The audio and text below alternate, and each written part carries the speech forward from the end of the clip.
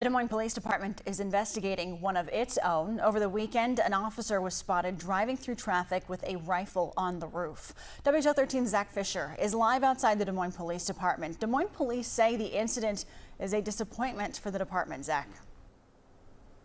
Samantha, you're right. That's what Chief McTaggart says, calling the video displaying an obvious breach of policy here by the department.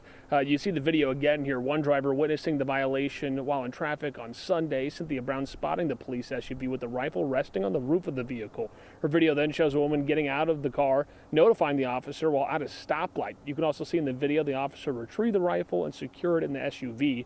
A local attorney shares with me that if this was anyone else, it would have been handled entirely differently. Part of their job is an enforcement of consequences, and I don't understand why wearing a badge makes you immune to those.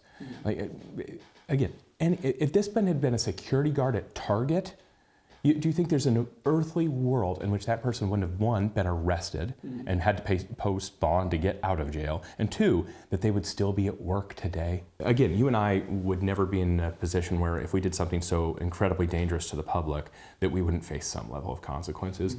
And it's just bizarre that a police officer is not facing those same consequences that you or I would. Hurtig telling me that a maximum charge of what this could look like for the everyday civilian would be a failure to secure a firearm in a manner a child under the age of 14.